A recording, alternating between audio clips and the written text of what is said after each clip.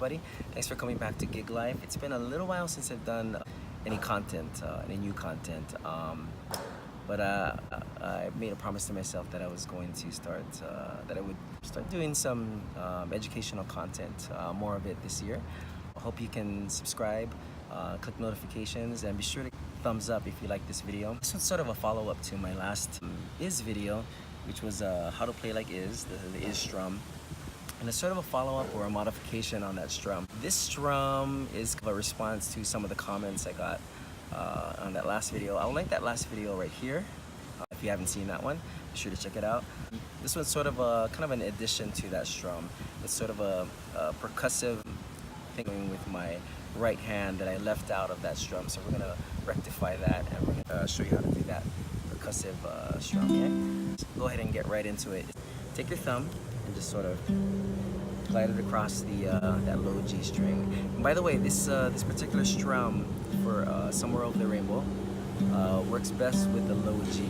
So you can do it with a high G, it just doesn't have the same sort of is sound that you can get with the low G. It's played with a low G string. So just kind of lightly gliding all the way across and hitting that low G with that thumb. Kind of a sweeping motion here. And I kind of like to stick on these last 4 to 5 frets here. This is a little bit easier to strum in that area. Right? I think you got that already. What we're gonna do now is we're gonna add the index finger, and all of this is just kind of a recap of that last is video. Okay, so just kind of recapping. All down strokes, down, down, down, down.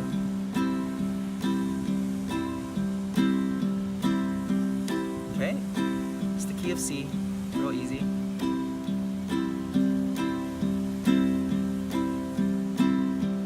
Okay, we're gonna add another section here. So I'm adding an upward stroke now, right? But I'm not just adding an upward stroke. Okay? What I'm doing is I'm actually muting after that upward stroke, okay?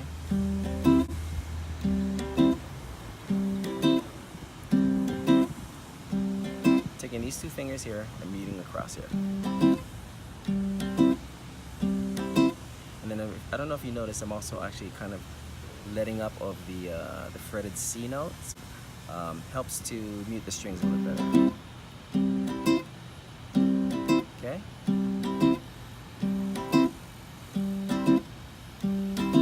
Alright, now we're going to add one last section to the end. And up, down, up at the very end of what we just learned, okay?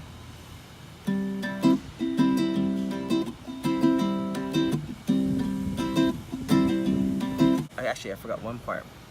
After you do that muted part, you want to kind of rake across the strings with that muted hold still on your left hand.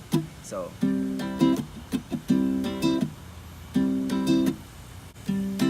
it's kind of tricky. Down, down, up, down. Down, down, up, mute. There we go. Down, down, up, mute.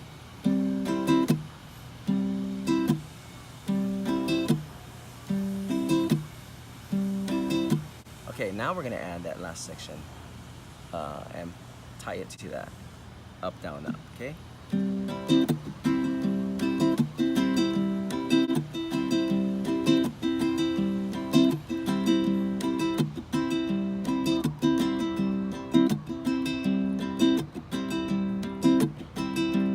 Real simple.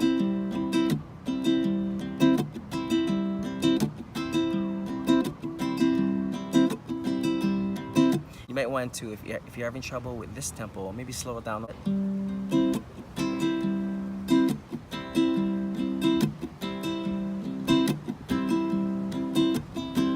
And then as you get comfortable with it, just kind of speed it up slowly by slowly. You don't want to rush it, you know. Sometimes it takes time for your muscles to get used to this whole syncopated thing that's happening with your left and your right hand.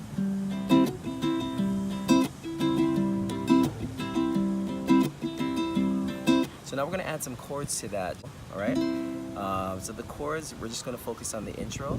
Just C, E minor, A minor, F, C, E minor, A minor, F, and then there's also an E7 in there. So it sounds like this.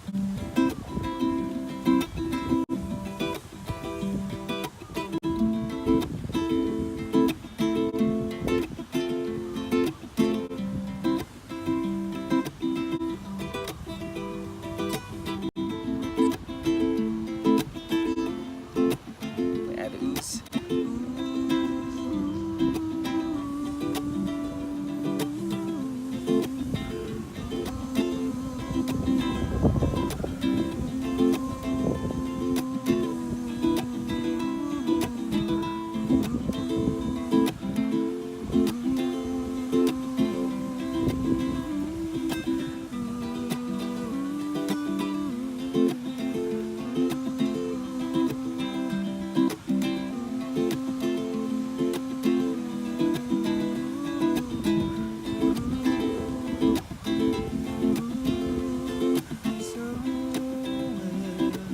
That's pretty much it in a nutshell. Remember, don't try to go full blast when you're learning this drum. Just kind of ease into it, do it a little bit slower, and then kind of progressively speed up as you get comfortable with it. It's a little bit, there's a playing.